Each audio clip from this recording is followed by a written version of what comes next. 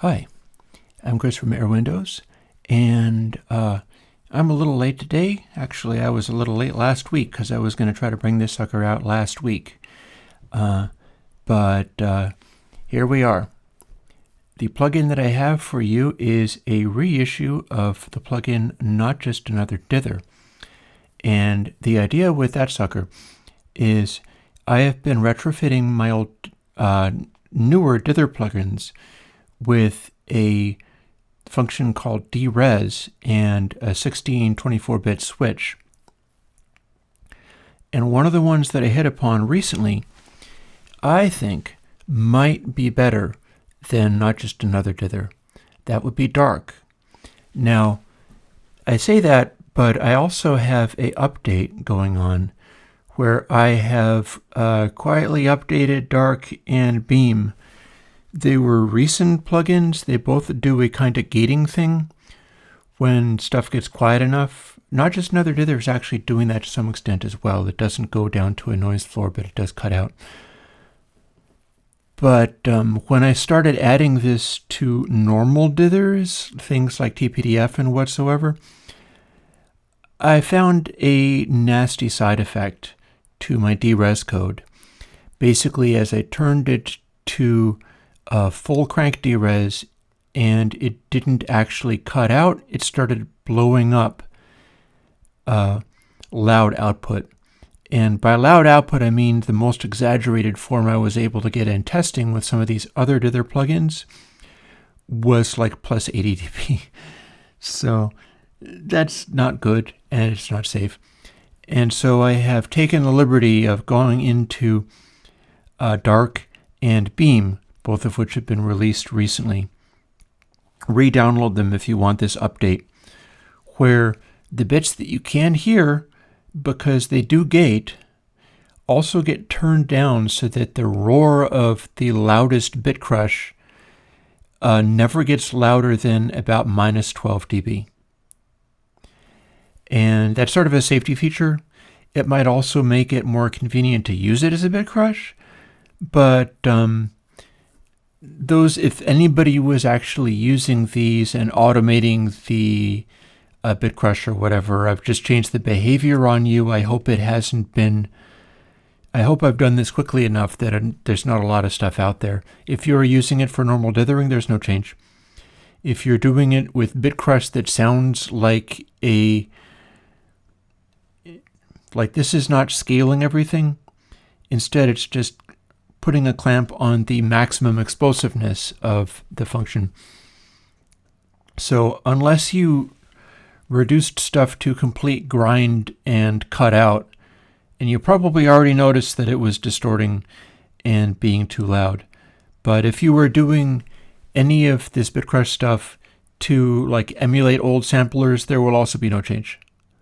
This is just a safety feature to keep from killing your ears. Because, now back in the day, I was doing stuff for trying to work on denormalization and dithering the floating point thing. And I remember Paul Frindle was rather worried about that because he thought that I was editing the floating point format and possibly terrible things would happen. Now I understand how he felt. Now that I have a algorithm that's not a dither, that's not, well, the way I was dealing with things was just naturally making a audio output that was insanely loud. And I'll tell you, I'm working on a Mac, and the Mac's native headphone, in the menu bar, when you turn down the regular audio, that's running on the Core Audio bus. And a lot of that stuff is being fed Core Audio samples, meaning I had it turned down quite a bit, and I'm listening over headphones, and I gave it audio that was plus 80 dB over clipping, and hurt my ears pretty good because the volume control in the menu bar was turning that down and being handed floating point values anyway, so it was still distorting the maximum volume that the laptop could put out. So messy. I'm working on fixing it. In fact, this is the fix of it. Let's go to logic. And this is the same thing I'm going on. You might see I've got a new microphone. I'm going to be trying to do new music as possible. We'll see how that goes in my copious free time, right? But what I've got here is a bit of music. And I can turn on dark and not just another dither. My idea is I'd like people to audition this stuff. This is the new dark and the new re-release of Not Just Another Dither. You can still get the old one on the original post in like 2017. But now if you download it directly from that post instead of seeking the old ones, you get a single plugin rather than one for 24-bit and one for 16-bit. And the new one has the DeRez, and so this is what the DeRez sounds like.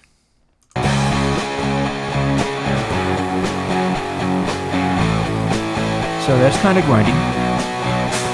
This is probably like 4-bit. And this is what dark sounds like.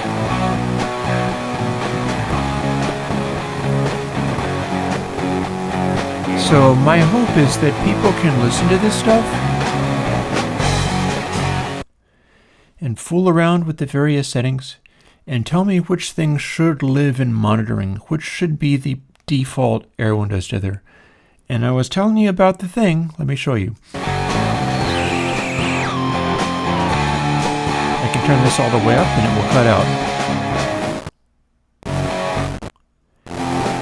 Some of the other stuff, like the TBDF dither, I can go all the way to here and it would still be making a noise.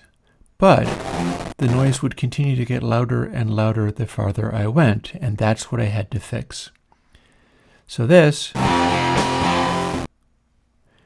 as you can see, it's cutting the amplitude down just a bit as it starts to get into that zone. And Not Just Another Dither cuts out too, but differently.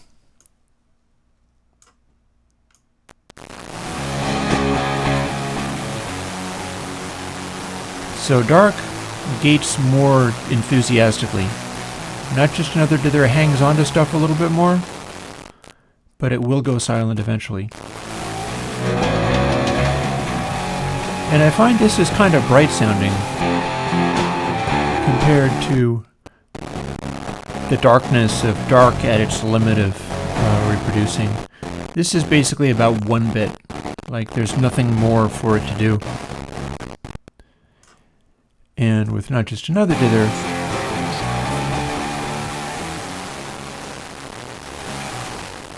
it does its thing, bringing more information in.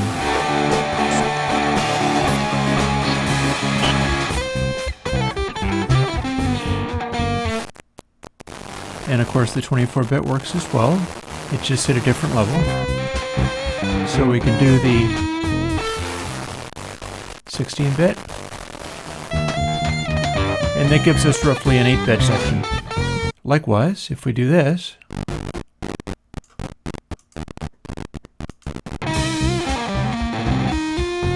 that gives us roughly an 8-bit section. Which, interestingly, we're now hearing that on the reverb tail, so I can show you what the reverb tail sounds like on Not Just Another Dither, or on dark. So I'm hoping folks are able to fool with these a little bit. My feeling is that dark wins as far as keeping a correct sound going into the faintest of sounds. But again, now that I have updated these things and brought out something like Not Just Another Dither,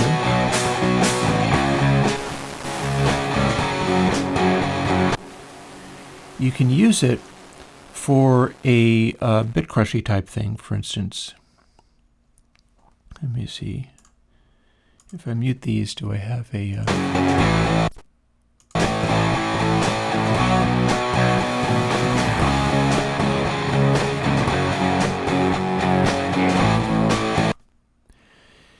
So using this, you can do the same kind of bitcrush stuff that I've been doing with Beam and Dark, but you get to use the not just another dither algorithm, which, as you've heard, works really hard to drag sort of like glitter in detail.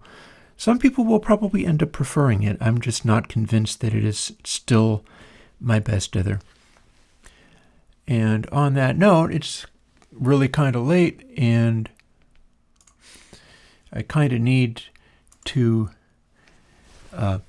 post this and go on about my... Things have been kind of crazy around here. I'm glad that I was able to do a video at all, because a bunch of stuff has gone a little bit off the hook, up to and including, like, my washing machine died with a load of laundry in the middle of it, and I've been scrambling around trying to figure out what to do about all of that, which is a very fine problem to have, because I spent plenty of time without even having a washing machine at all, much less having one that worked. So, pro tip, if your washing machine dies and it's finished washing a load of water, but it can't empty itself, what you do is you fish out the laundry, wring it out with your bare hands, and then rinse it nicely in the tub. And you may even be able to do another load of laundry. Don't ask me how I know. But we will prevail. We will get through all of these crazy things. And I'm continuing to work on a lot of stuff. Like you can see behind me the synthesizer and everything. I'm not necessarily going to be able to get into that, back into that right away. But when I do, hopefully I'll be able to do cool stuff there. And it's also teaching me a lot as far as what I want to do going forward when I do the teaching people how to do wiring with CMOS chips and selling those to patrons for at cost. So what I've basically done, back in the day, I made a little note card with a 4049 pinout and drawings of the little inverters inside it, because I was doing the Craig Anderton tube sound fuzz. So what I'm thinking I'm going to do, I have about 20 different kinds of chips now rather than just the one. So I need to write a little book, or at least a little comic, or at least a series of, a PDF or something that you can download, where I walk you through the same kind of thing. And then you can do likewise. And you don't have to get chips from me. You can start that even before I am able to do the thing by just buying chips from Mouser Electronics or something like that. But the thing that the synthesizer stuff teaches me, and with a bit of luck, I can also get into a little VCV rack stuff for people who would like to do this in digital form, virtual form. But one of the things working with the Real Deal teaches me is how important control is to everything. So there's a lot of interesting stuff to be done with counters and like pulse lengtheners, logic gates, and my most recent stuff has been largely about getting things like logic gates in the actual physical synthesizer. Hopefully I'll do interesting stuff with that. I'm not going to go back live until I'm good and ready to, and I've taken things up a notch because I felt things weren't really satisfactory yet, and I'm working on it. I hope you like the new update of Not Just Another Dither, and all of my little updates as far as my video making quality and everything. It's a lot of work, but it is worth doing. And I now, thanks to all of the scrambling to fix the dither plugins and stuff, I have a nice little backlog of other variations of dithers to be brought out using the quantizer switch and the DeRez control. And I've got them fixed so they don't necessarily hurt you with excessively loud output. And I can start bringing those out and doing other stuff as I go. And then sneaking up to my bedroom where I have an air conditioner because it is so hot I can't even stand it. These lights are too hot. It's all good. Don't worry about it. I hope you like the new Not Just Another Dither, and I look forward to hearing whether people like dark better or whether there's something magical about Not Just Another Dither that's still working for them. I personally think we're better off doing the tone qualities of dark. I think that's more consistent with reality and high-quality audio, but there is a certain glamour about the sparkliness of Not Just Another Dither. And remember, that's not just some kind of EQ. It is a Benford realness calculation.